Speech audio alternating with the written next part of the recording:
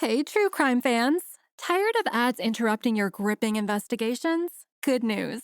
With Amazon Music, you have access to the largest catalog of ad-free top podcasts included with your Prime membership. After all, ads shouldn't be the scariest thing about true crime. To start listening, download the Amazon Music app for free or go to amazon.com/ad-free true crime. That's amazon.com/ad-free true crime to catch up on the latest episodes without the ads. Visit Avery.com, AVARY, for the most up-to-date news and information on Team Avery. Avery, Avery, Avery, Avery, Avery, Avery, Avery, Avery,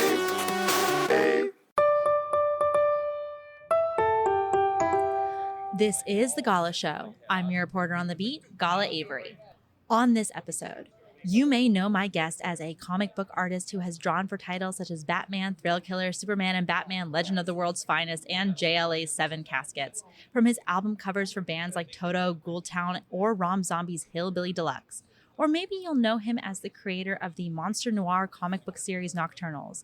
He's a 5-time Eisner nominee, and I can't think of anyone better to have on my show to celebrate one of my absolute favorite holidays, Halloween. To all of my ghouls and ghosts listening out there in podcast land, give a big, warm welcome to Dan Brereton. Hey, Dan. Well, thank you.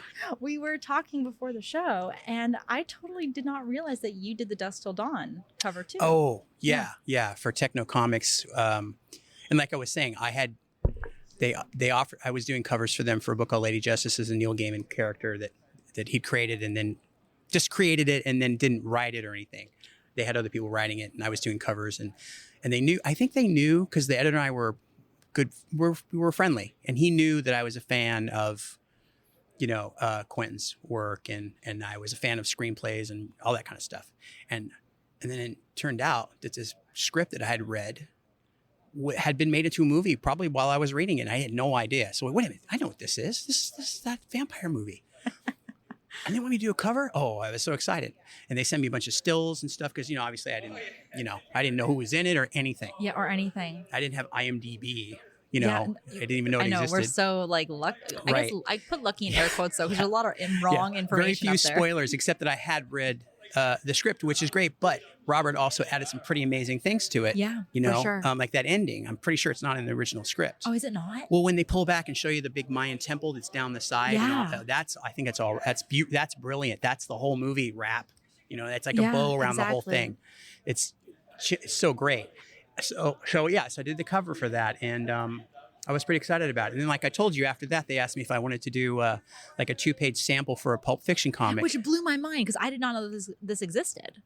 I don't know who they were talking to. It was someone at Miramax or something, but I did do it. I didn't know anything about the plot of the movie.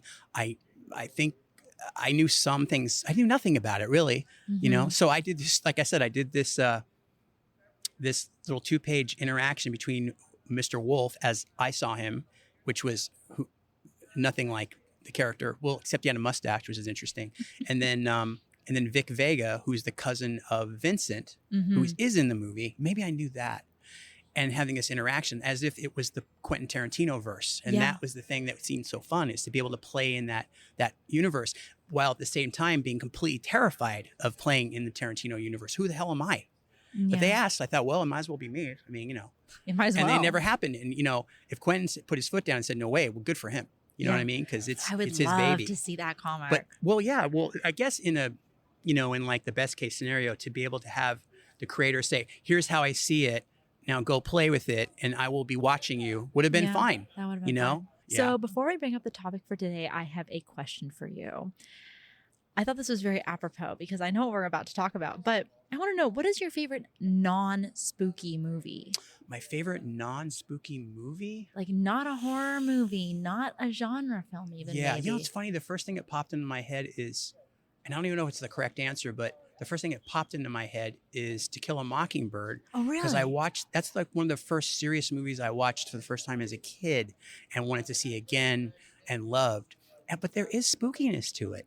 Because Boo Radley is spooky. That's the thing, is I feel like spooky is like scary is like a scale. Yeah.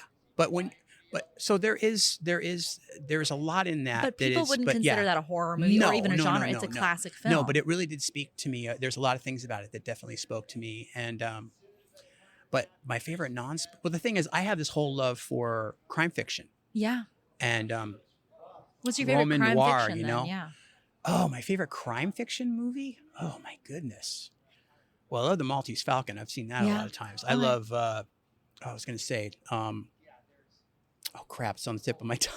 Hey, my favorite Western is Outlaw Josie Wales. Will that help me get there? Yeah. I don't know, but I don't yeah, know, but there we go. We got your favorite Western. My favorite Western, but my favorite. I love it when people are like, "You're really a genre guy. Like your art is genre. You are horror." Like whenever I see the Dan Brereton Instagram post for Halloween, I'm like, "Yes, it's the season. 'Tis the season to be like the fall so and cool. stuff." And I love it though because I find that people that are in genre have lots of other interests that don't really get brought up that much, like westerns and noir, and of course your Nocturnals is like horror noir. I think genre and storytelling have just directed my life. Yeah. And the topic we're about to talk about are basically the drivers. And you know, like when Shogun came on, the original miniseries came on, I was all about feudal Japan. I wanted to know everything about it, samurai warriors and swords and stuff. When The Hobbit hit TV, I was pretty little, so that's when I discovered Tolkien. Got into that. You know, I would eat up these things. I would just consume them, and then they would go into the stew, the cauldron, the stew. And you know, whether it was Robert E. Howard's Conan or Michael Moorcock's Elric, or you know, and then later on it's Stephen King, and then Clive Barker, and then crime fiction. And I came to crime fiction through the Torpedo comics by Jordi Burnett and Sanchez Abuli, these two Spanish fellas that were making these amazing crime comics about this very amoral character. Mm-hmm. And I couldn't figure out why it was I was so entranced by this amoral character, because I was raised in a moral universe with superheroes and good guys and bad guys. And then and then Goodfellas comes out. It's kind of the same thing. Yeah. But by the time Goodfellas had come out, I discovered James Ellroy. So James Ellroy wrote The Black Dahlia, which was introduced to me as a crime fiction novel that's very much like a horror. Mm-hmm. And I was like, oh, I have to read that. Yeah. And then something happened there where I started getting into more crime fiction. And then what I started to realize was the stuff I really liked was as stripped down and bare as possible. Yeah. Richard Stark's Parker is a great example. Or Charles Willeford, where it's dialogue, it's motivation, it's such a stripped down but super potent narrative. It's boiled down. Yeah, hard boiled. Hard. That's exactly why they call it hard boiled. It's boiled down to its elements, and that's when I started getting away from like what I don't know what they call high fantasy. I know what low fantasy is, but I don't know what the opposite is called. High fantasy. High fantasy. I started getting into the idea of low fantasy, where you really, really chose your battles with what you were going to do with in terms of like. You know, things that weren't real, you know, with fantasy or supernatural, and keeping it as minimal as possible for the maximum effect. Mm-hmm. And so I started getting away from, like, I'm not really into Harry Potter. Mm-hmm. Plus, when I look at Harry Potter, I see all the influences that came before. So, well, also Harry Potter is YA when it's boiled down, but it's YA for boys. It's really fascinating. Right, even though it became. I mean, I knew guys in their 50s who were like gaga over it, and that's great. You know, I mean, a lot of people started reading because of that. And they go, oh, you don't read Harry Potter? I go, listen, I read Philip Pullman. I've never read Harry Potter either, actually. Yeah, I have all these other things I read since I was little. Yeah. So, I mean, I have all this stuff. I guess I just don't need it. Yeah. You know? And good for J.K. Rowling, because she had a bunch of stuff too, you know? Yeah. I mean, when you grow up with like Roald Dahl and... You know, Richard Adams' Watership Down. That's one of my favorite novels. Oh, I love that book. I discovered him around the same time as Stephen King. Wow. One of the things that's funny about that is that when I was reading my second Stephen King novel I read in high school was, the first was The Stand. I read in 8 days, which is crazy. And then the next one was Salem's Lot. And there's two references in that book that really just like made me think Stephen King is the greatest thing since sliced bread. And one was he had a reference to Frazetta's artwork. I love Frazetta. In the way that he described Barlow for the first time. He was like a Frazetta painting, you know? And I was like, oh, and I was a huge Frazetta fan. So I was like, oh my God, he's talking about Frazetta in this book. And then he mentioned a character who was so scared they went Tharn, which is a term from Watership Down when the rabbits get stuck, they get caught in the headlights and they can't move because they're frozen with terror. and they call it Going Tharn. And he mentioned that too. And I was like, oh my God, he knows all the stuff I know. This guy's so cool. And I just got really into that for a while, but I was always jumping around to different things, but the through line is fantastic stories. They don't have to be super over the top, like fantasy, but great dialogue, great characters, and great narrative, So I feel like I'm a story addict at heart. I love that. That's my thing. Now, as always, my guest gets to bring their topic to the mic. So Dan, why don't you share with us what your topic is and why you decided to choose it? Well, I had a topic in mind originally when we first started talking about this over a year ago. To preface for people, Dan was on my list when I first started my show. Before I started airing my show, I actually reached out to Dan. Maybe I reached out to you right after, but I was like, I want Dan on my show.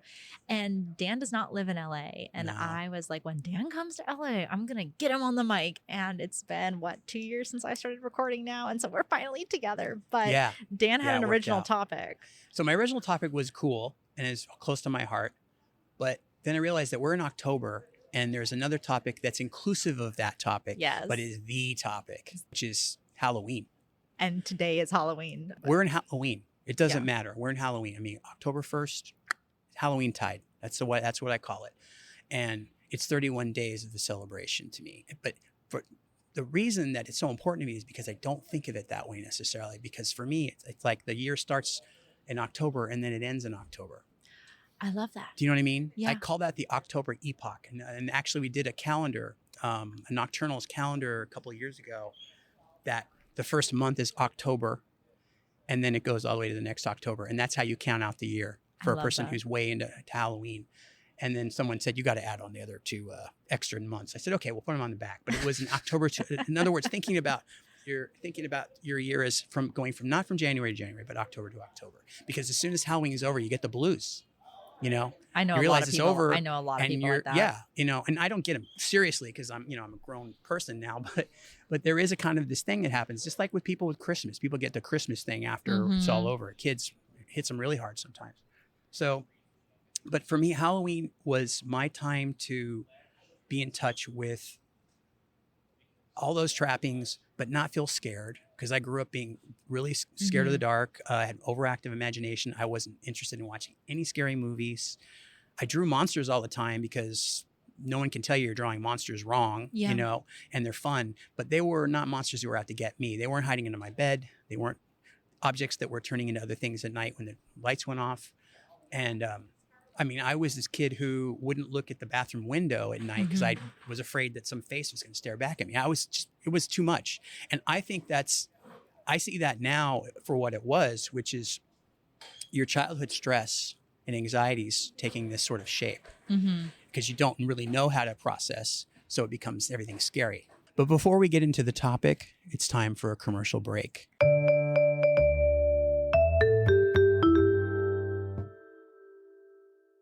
Back by popular demand, the Video Archives merch store is up and running. Get your favorite t-shirts, hats, notebooks, stickers, and more at videoarchivesmerch.com. You know me. I write all my notes in the Notes on Cinema notebook, the Gala edition, of course. Check out videoarchivesmerch.com to get yours today. Hey, Prime members! Are you tired of ads interfering with your favorite podcasts? Good news! With Amazon Music, you have access to the largest catalog of ad-free top podcasts included with your Prime membership. To start listening, download the Amazon Music app for free or go to amazon.com/ad-free podcasts. That's amazon.com/ad-free podcasts to catch up on the latest episodes without the ads. This is Leo Skepi, and this is your official invitation to listen to my podcast, Aware and Aggravated. I discuss self-improvement beyond the surface level. I break things down psychologically, spiritually, and emotionally with some of the most unique and refreshing perspectives that I've ever found. And sharing them has changed so many people's lives already just from listening. I speak realistically with brutal honesty because that's what gives people the boost they need. A boost in confidence, energy, discipline, and overall acceptance and love for yourself. Everything is about to get better. So subscribe today. Aware and Aggravated.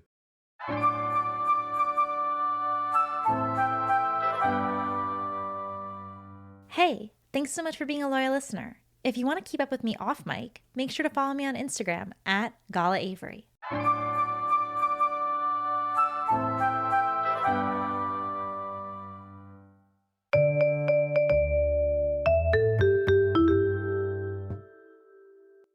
And we're back. You heard it here. We are going to be talking about Halloween, and I'm so excited. I'm going to put 30 minutes on the clock, and our time starts now. I wanted to ask, because you grew up in the Bay Area. What did a typical Halloween look like for you when you were a kid?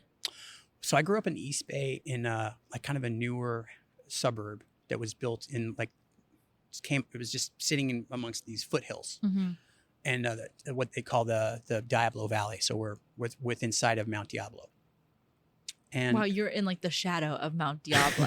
Like there's rolling hills, and there was some railroad tracks. And then if you went far enough in one direction, there were lots more hills and little ranches and farms and stuff. But we were in this kind of this suburb, and so trick or treating was very much that sort of suburban thing where you went around with the different cul-de-sacs and up and down the street, and you wore this is the 70s. This is like early 1970s, and you wore like your sort of store-bought costumes, and occasionally my mom would make some pretty cool costumes for us. Do you remember like your favorite thing you ever went as? Well, I always wanted to be a scarecrow, so I was a scarecrow. I don't know if it was a Wizard of Oz. It might Was have it been a Wizard of Oz. thing? Yeah, 'cause I really like the Wizard of Oz. There's a non-spooky movie that I and like for I'm going to put that in air quotes, so non-spooky. Every year. Really? You watch Well, it every no, year? because you're right. It is in the book. It's got some spooky stuff too. Yeah. But I love the scarecrow. I don't know why. I just like scarecrows, and I still do. I do too. And The Gun Witch is like a scarecrow. And also, I'm a Star Trek fan, and there's that episode of Voyager where like they go to the Q continuum, and Garrett Graham is playing the other Q, and then John Delancey is the main Q, and they're trying to show how boring the continuum is, and he's like, well, we've all been the scarecrow. And I think about that line all the time. Like, we have all been the scarecrow. I just think about it all the time. But I love scarecrows too. So one year I dressed as a scarecrow, and I was like 12, and I kind of propped myself up in my friend's yard like I wasn't real. Like I was a man made of, like somebody just put a mannequin there. And then when kids would get close to me, I would go, ugh, and scare them. And then I scared this really little, like, I don't know, 2-year-old kid, and I felt horrible. It's okay. Once my dad dressed me up as a zombie and like full, like I had latex and I had blood all over me. And like I was like a zombie schoolgirl or something. I was taking a bunch of kids out trick-or-treating, and I would go to the doors like with the kids, and then people thought I was a car crash victim. Oh, wow. And so they would see me, and at first they're like, do we need to call for help? And then like, wait a second, no, here's a full-size candy bar. Yeah, you win the prize. That was my last year I went trick-or-treating. My dad went all out that year. How old were you? I think I was like 17 or 18. Really? Yeah. I would still go trick-or-treating right now if I could. Yeah.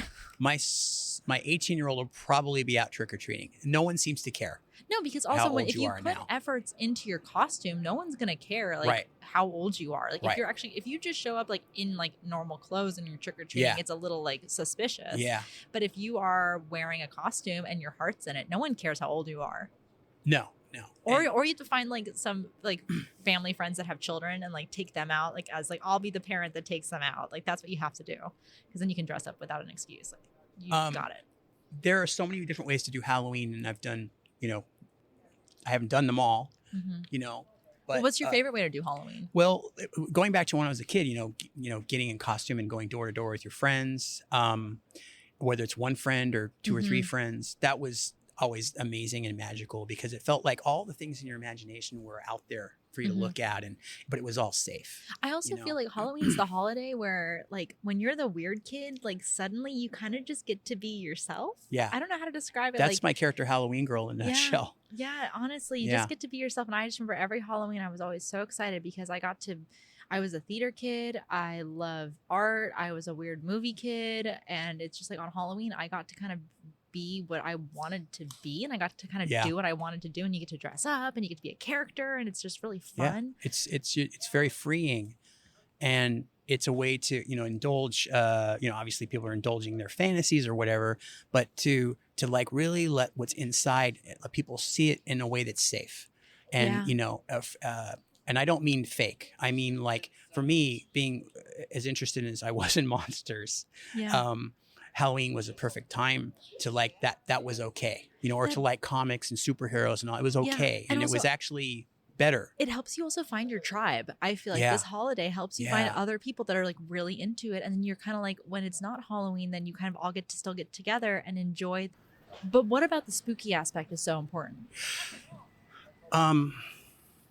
Good question. There's just so many, like, for me, Halloween is so much of like a feeling and images and feelings and stuff like that. It's the idea that you're going to come into this this landscape where there's no leaves, or the leaves are falling off the trees and they're orange Do you and they're get blowing that up around. in the Bay? Do you get autumn up in the Bay? Oh, well, I'm in Sacramento, so I'm in like the You're in like the Central Valley, whatever. So Yeah. we we don't get it like we used to get it though. Yeah. Because we got autumn in the Bay Area. Yeah. We get it here, but it's not. It's just because of.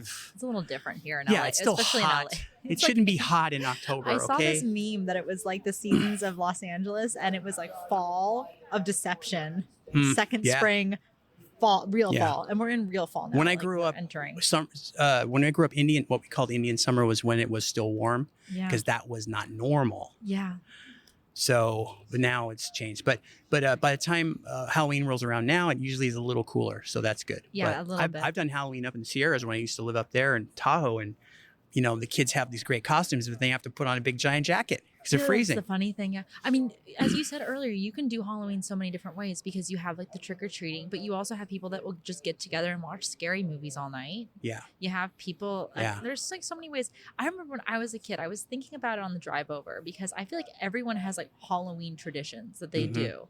Like maybe you watch the same movie every year, maybe you go trick or treating. Yeah. But my parents used to do something with me that I thought every family did and they didn't, which is the Great Pumpkin, which Mm. is a Charlie Brown special, but we Mhm. didn't watch the Great Pumpkin. Mhm. My parents told me that the Great Pumpkin was this mythical creature like Santa Claus. Okay. And that every year you pick 10 pieces of your candy and you get to keep those 10 pieces. And then you give the rest of your candy to the Great Pumpkin. Mm. And then the Great Pumpkin comes at night, takes all the candy because he's hungry, and Okay. will leave you a gift. Oh, And that's so my interesting. parents, and then they would just That's eat so the candy cool. themselves. But we Wow. got like a razor. Can I go back and do that? I can't do.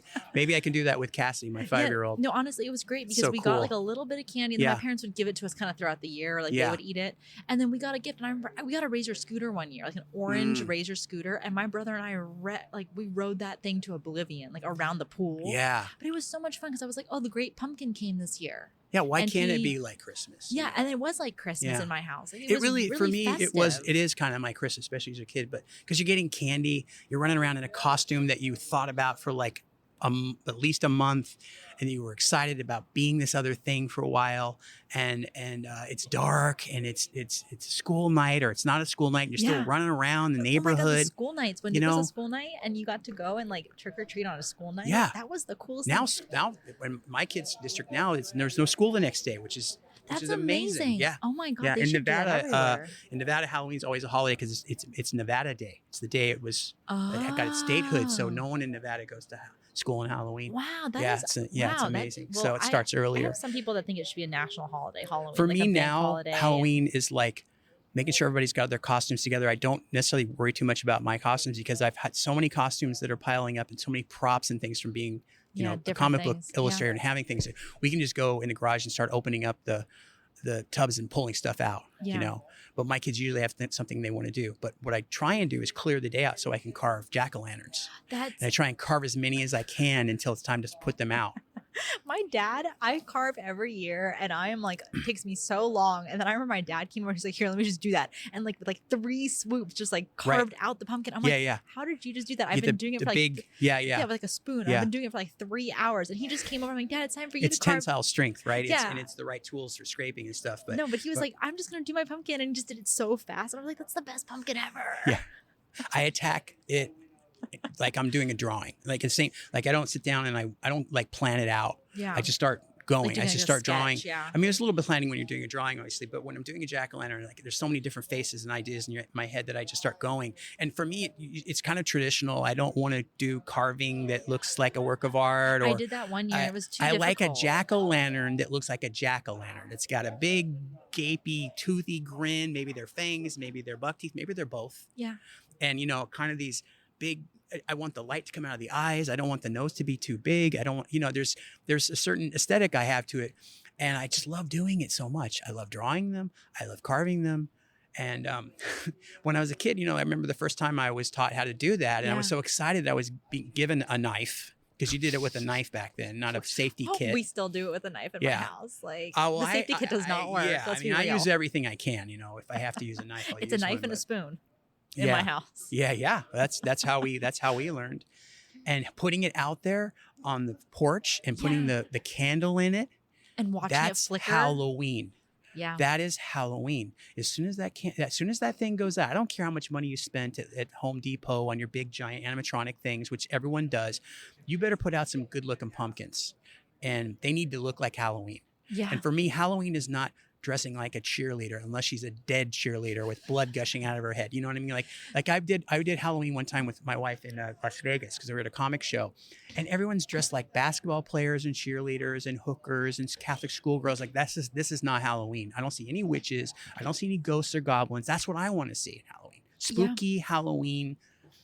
You know, Ray Costumes. Bradbury Halloween. You know what I mean? That's what I want to see. It's funny because so last year I went as a Star Trek character, and then this year people were asking me like, "What are you going to go as?" And I'm like, "I'm going to go as Sylvester Mashushka, the train killer." And everyone's like, "Who the heck is that?" I'm like, "I'm going to go as a real life serial killer, but it's just a man in a trench coat, and you're not going to know that I'm a serial killer because I am him." Yeah, that's And ridiculous. You're not going to know. That is not. I'm sorry. Go back and try again. I'm trying to think. There's so many different ways to do it just the right way. But one of the things that used to make me crazy was the kid who was a hobo. His parents made him a hobo. I was a hobo one and year. they used the term hobo, which is so archaic now. But a train, you know, the a train soot on hopping the hobo, face. a train I think a hopping girl hobo. dressed like a hobo is endearing, but it's my like. dad got me gum cigarettes Yeah. that year because he's like, "You're a hobo. Here's your gum cigarettes." But I'll take a hobo over a guy who dressed up in his old football costume. You know, Yeah. some kid that dressed up in his Pop Warner costume. Because that happened one time. My son, Hunter, was my oldest son. When he was a teenager, he had a couple friends come over, and they didn't have any costumes.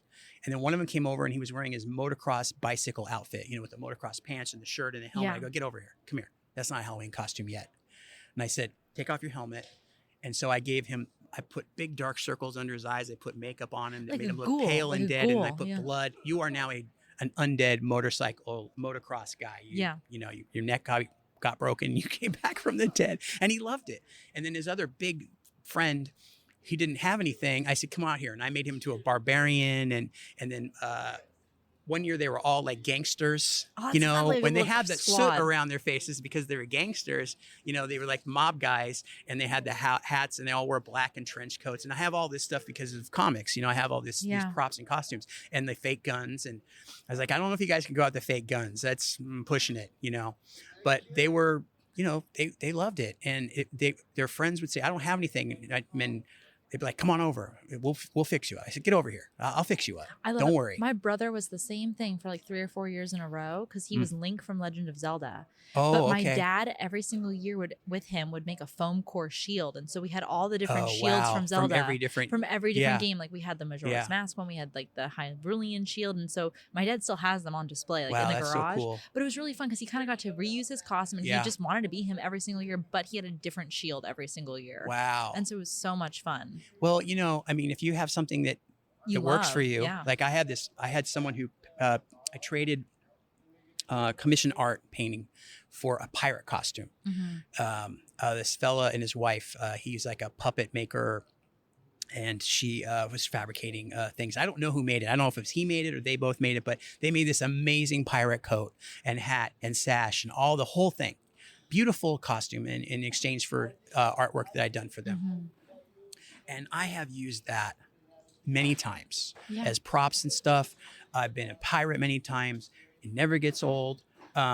It's kind of a great go-to, but I also have this Dracula cape that's reversible red and black with a collar that my mom made for me one year when I was Satan. Wow. But it's a Dracula cape, but it's also a Satan cape. And that thing has been used in so many costumes over the years since the mid-90s. It's just this wonderful totem, this item that you can turn. And that's what's great about Halloween is your imagination clicks on. You're like, what can I do with this? How do you feel about store-bought costumes versus handmade costumes? Do you have an opinion on them or no? I think that a handmade costume is always going to win out every time, no matter, you can look at both and go, wow, that store-bought costume is pretty great. And sometimes they are. And we've used them when there's no time or I'm not sure how to make that because I'm not really a fabricator guy. And also I'm a freelance illustrator, so I don't have time to do the kind of things that some people do. I got to work. I got deadlines and stuff, I have pumpkins to draw, And to carve. Yeah, I have comics about Halloween to draw. Yeah. So I think that that the stuff that's made is made from love. I mean, I've had costumes that I've helped my kids make based on kind of not really esoteric, but sort of not like tertiary Marvel characters. Like my son Shane wanted to be Claw, but he wanted to be the Marvel Kirby Claw. Red with That's- this like thing on his arm that's this sonic Yeah. thing, and I was like, okay, I think I know how we can make that contraption on your arm. And so I took an oatmeal box, the big thing of Yeah, yeah. oatmeal. I took that. We went to the Dollar Tree and I picked out some plastic champagne glasses and some other cups and things, and we built this thing.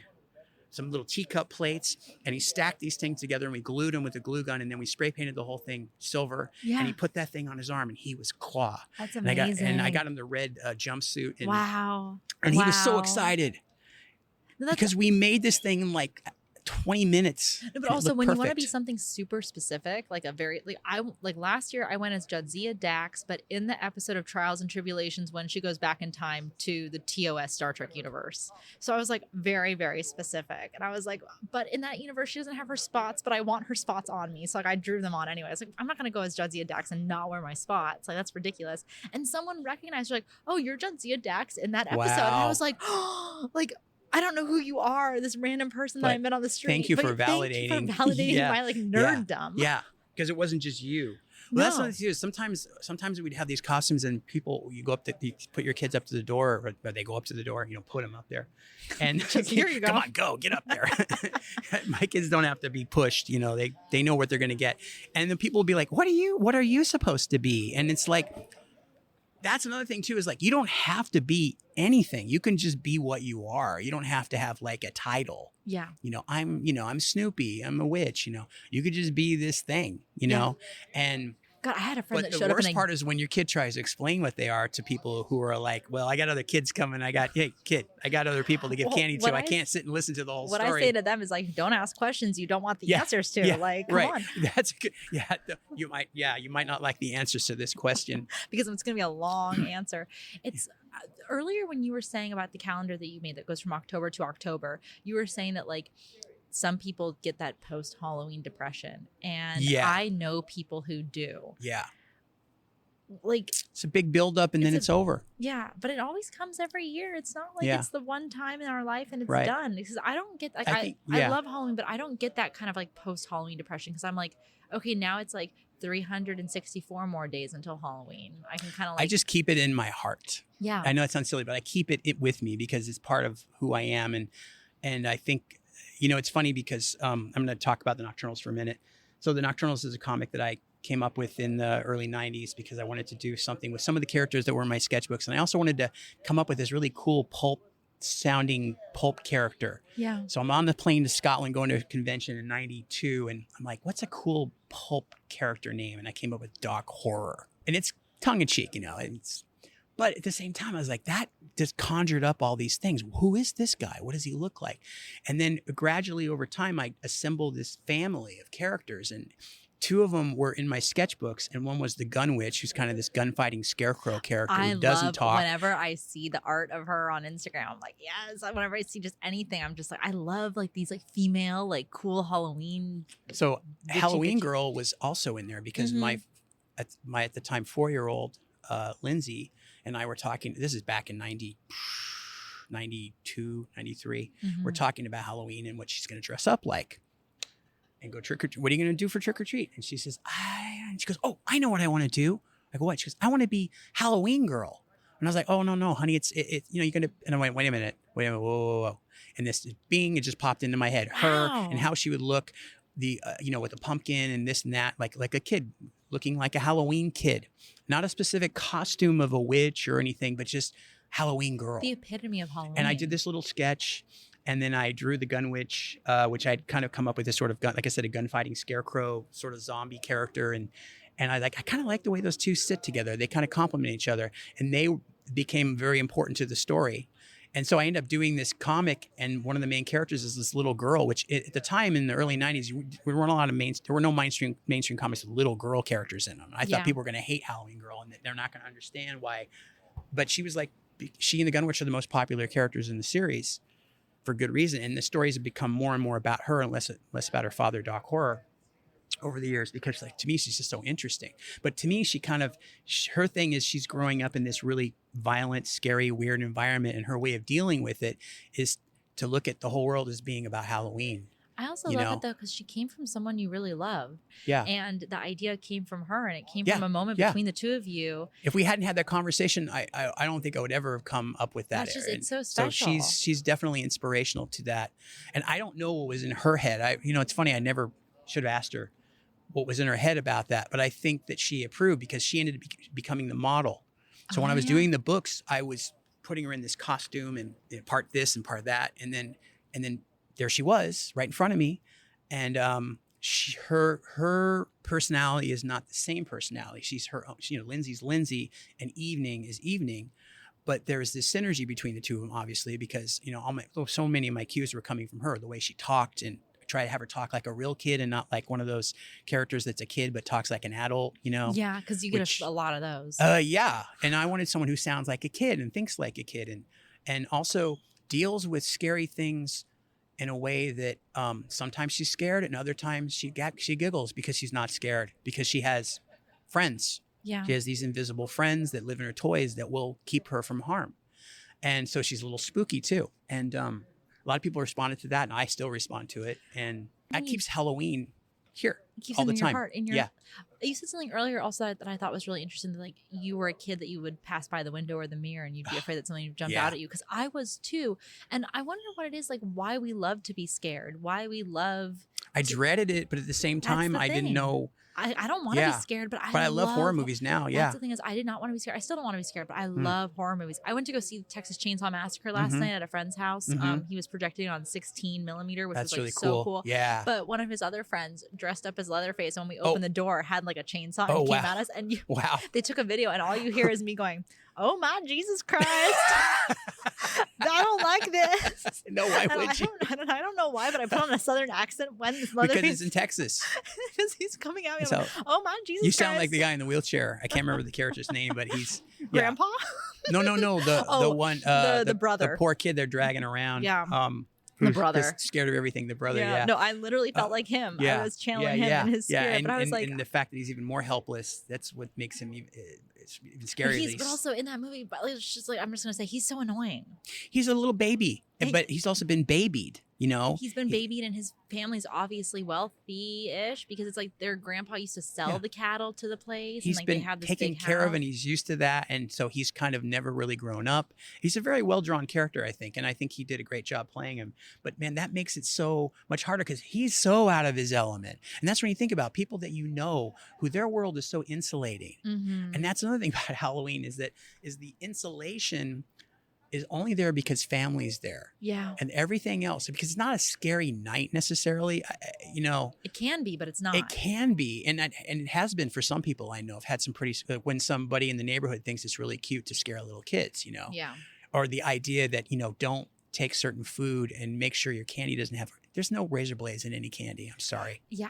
There's just not a thing. I've Yeah. never seen that really I've had that happen. argument with people about, there was this one story. I go, no, it's just not a thing. It's But like one story in like 50, 60, Do you 70 know years. one person that you've ever talked to that said, I got something in my candy that was a reliable source? No one who I know who's reliable has ever had that happen. It's like I'm one of sorry. those And now you're going to have emails. these people come in and say, oh no, it happened to me. But the thing, I'll be interested if they come. my mom forward. did candied apples one year, which I don't know why she did. It was a lot of work. And she gave out candied apples. Wow. They were amazing. They were gone so fast. And I don't remember one mom or one kid saying, well, I can't eat that. I might have a razor. You would know if there was a razor blade in it. First of all, there'd be a big slit in the side, Also, here's another thing too. Who's the woman giving away the candied apples with razor blades? Oh, well, it would be Mrs. Brereton down the street. Oh, let's go arrest her right now. I mean, you bite into a Snickers bar that has a razor blade in it. First of all, it had tape on the side, so it was tampered. Yeah. Right? How did they get it in there? And then who's giving these things away. You talk to 10 kids, they'll point you to the person's house. That person's caught so fast. It's just a dumb idea. How do you feel about the people that give toothbrushes away? I'm okay with that because our orthodontist did that. Well, that makes sense, but it's an orthodontist that does it. We lived up in Tahoe, and there was this one neighborhood, and it's cold up there on Halloween. There's one neighborhood that's like a very much a suburban little neighborhood, and they close the whole thing off to cars. The cops come out and set up, and it's like this haven. Oh, that's nice. Because the area is so full of ski resorts and big Yeah. hilly areas and kind of lonely long streets. This is like a little quaint little downtown, and it's not so big that it's just sprawling. And it was called Gateway. It was a perfect place to go trick or treating and take your kids. And there's so many kids and families. Most of the houses were into it. And the orthodontist was on the corner, dressed like whatever he was dressed up in, giving out toothbrushes. And I always thought that was so cool. But I don't want anyone's parents giving my kid a toothbrush. No, exactly. But also, That's preachy. It would be really funny to me if like the dentist or the orthodontist was dressed up as the dentist from Little Shop of Horrors, because then it's but then you're like, well, he didn't have that kind of sardonic sense of humor, but he was a great guy, and I like that he did that. I remember one year out there, I was Satan for Halloween. My mom made me this great cape. Like I was saying before, and I had the horns, I had the big scary hands, I had the red paint, I was wearing black. And I remember thinking, I don't know if this is a good idea. I don't know how conservative this neighborhood is, but they might not like this. I remember I was stepping off the curb and some kids, like, I don't know, they're probably 9 or 10 years old. They come running up and they stop right in front of me because they don't see me because it's kind of dark. And they look up and they go, one kid turns to the other, he goes, "It's the master."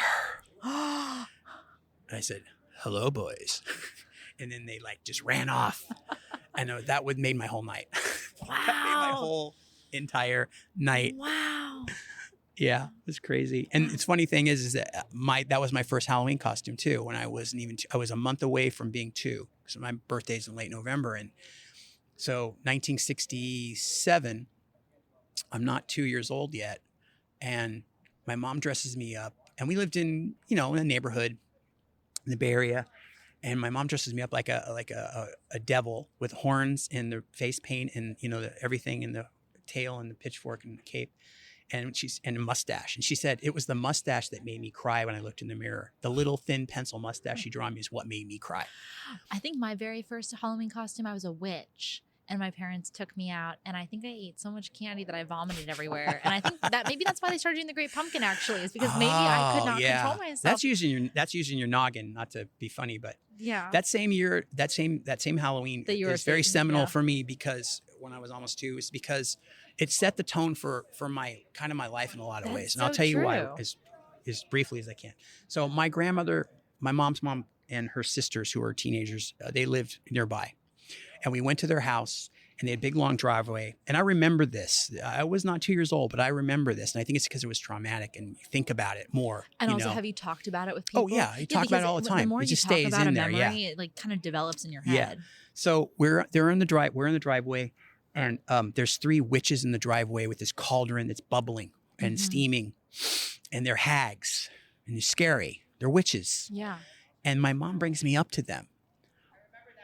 And they're like, "Oh, we're going to put you in the pot and cook you. What a delicious little boy you are." And I start crying because I think that's it for me. Yeah, your mom's handing you over. And your mom's handing you over. Mom is handing over baby Satan to the 3 witches. What's happening? And I start crying. And then they start saying, "Oh, no, it's okay," in their normal teenage girl voices. And I think my grandmother was one of them too. And then I was like, wait. And I'm seeing these hag mask things, but I'm hearing their voices, and I realize, okay, so there's something going on here. It's not. That did such a number on me. Wow. For years. That was my first Halloween, and that was how I thought of the holiday, which is witches and ghosts and goblins and things not being what they are and devils. And that sounds horrible, but it wasn't. No, it was scary, but it was also magical and amazing because I survived it, and I knew that it wasn't real on a certain level, and it's almost like part of you, I would say that back then, but part of you wants to relive that in a safe way. And it's the same thing with watching horror movies. It's reliving that. And I was saying this to someone yesterday. I think horror movies are different from certain kind of movies that are dark and scary and violent, and that there's a tension release. Mm-hmm. There's a tension, and then there's the release, and that's why I do like movies where there is a kind of ending that's not just "and then they all died, ha ha ha," like the ending of Nightmare on Elm Street. Yeah, it's a great ending, but it doesn't release the tension necessarily. And a lot of people just, the 80s horror made a lot of kids just laugh. But that was never my thing. I never got enjoyment out of other people's suffering, you know what I mean? Yeah. Unless they're the bad guys. And even then. To ask you, what's your favorite horror movie then? My favorite horror And I know we don't movie. like the word favorite, but like your favorite right now. Like if I Well, was going to ask you, I watch Halloween every year, but Halloween is so stripped down. Maybe that's why, because it's so Because you stripped love down. the There's not enough hard-boiled- pumpkins. It's set during summer or whatever. It's do you like filmed in the Do summer. you like Halloween better than Halloween 3? Because I love Oh, Halloween 3. well, that's the thing is once you start watching Halloween, you have to watch Halloween 2, and then you have to watch Halloween 3, which is like dessert. And when Halloween 3 had come out, I read the novelization, and I was like, oh, I could see this movie, and I thought it was such a cool idea, and I watch that every year. I watch Halloween 3. And I love the idea that it's going to be an anthology. It's going to be different every time they put one out. I love that idea. And I also love in that How can you not do that? I love in that movie that the Halloween movie is in the universe. Like it's a movie in the universe because Yeah. it plays on the TV. Yeah. So like it's technically our universe that Yeah. Halloween 3 is happening I think in. my favorite horror movie is The Thing. but Okay, Carpenter's. Even thing. though, that blew me away in '82 when it came out. I just was like, but I love The Fearless Vampire Killers, Yeah. Rosemary's Baby. There's so many. It's really hard. But I find that I like Nightbreed. yeah, I think my favorite. Nightbreed's crazy. It's a bunch of monsters living under a cemetery being stalked by a That's serial so killer who wears a scary. mask. It has all these cool things. No wonder they made it into a comic. And I did covers for that too. Wow, But- it's so amazing that you got to work on all of these things that you like love. Like that's also Yeah. the great thing. Like There's things when you're a comic book artist and you walk into a comic book store and you see everything that's on the racks, you go, oh, I would have loved to have done that. Oh, why didn't they hire me to do that? But it's okay. You don't have time to do everything. You can't do it all. Yeah. So you just get happy with what you get. I mean, being able to do Dusk Till Dawn and Nightbreed and things like that, it's just amazing. it is. So So that's all the time that we have for today. But Dan, is there any final thought you want to share with the audience? I hope you guys have a great Halloween no matter what you do tonight. I hope it's spooky, safe, and just unlock your imagination and have a great time. Thank you so much to my guest, Dan Brereton, for coming on to the show. As Dan said, I hope you guys all have a very happy Halloween, safe Halloween. And if you're in a country that you don't even celebrate Halloween, I don't know, put on a costume, watch time a to scary start. movie. It's time to start. And by the way, if you miss Halloween and it's like Easter, Hallow-Easter. We do that now. You do Halloween? We do Hallow-Easter. We dress up in costumes. We get our little pumpkin buckets, and then you do the egg hunt. But the eggs have spooky, scary faces drawn on them, and all the rabbits have like fangs and blood. And you go out and you do your egg. It's an egg hunt, but you're in costume and you have all the Halloween stuff. Okay, so it's like an egg hunt, but better. It's I like- wish that kids could go around and egg hunt in other people's yards, and everyone was doing it, but we haven't gotten there yet. But one year, my wife said, I'm really not really interested in doing the normal Easter this year again. I go, what do you want to do? She goes, Halloween. I go, I'm on it. You were like, I know I was what I'm on doing. that so fast. Yeah. So everyone, thanks again. And I'm Gala Avery, and this has been The Gala Show.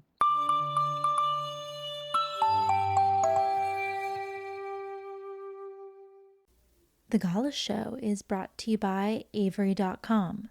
This episode was executive produced by Roger Avery and produced by Gala Avery. Music composed by Andy Milburn. Additional sound mixing by Eric Clapp. As always, I'm your host, Gala Avery. Copyright 2024, all rights reserved. Despite me sharing the same last name with this charity, I don't have any affiliation with it, besides the fact the issue is very near and dear to my heart. Did you know that in the United States, 2.7 million children currently have a parent in prison, and it's estimated that 10 million children have experienced parental incarceration at some point in their lives? I was one of these kids, and as an adult, I am really grateful to be able to give back to Project Avery. Their mission is to build leadership from within by supporting community through programs such as mentoring and outdoor education, and also to remove the stigma surrounding having a parent that's incarcerated. You don't have to feel alone. If you know a kid who could use these resources or would like to donate money or time to the charity, please go to Project Avery, that's AVARY.org, to check out what this amazing charity is all about. Again, that's projectavery.org. Thank you guys from the bottom of my heart. Hey moms, looking for some lighthearted guidance on this crazy journey we call parenting? Join me, Sabrina Kohlberg, And me, Andy Mitchell, for Pop Culture Moms, where each week we talk about what we're watching and examine our favorite pop culture moms up close to try to pick up some parenting hacks along the way. Come laugh, learn, and grow with us as we look for the best tips. And maybe a few what not to do's from our favorite fictional moms. From Good Morning America and ABC Audio. Pop Culture Moms. Find it wherever you get your podcasts.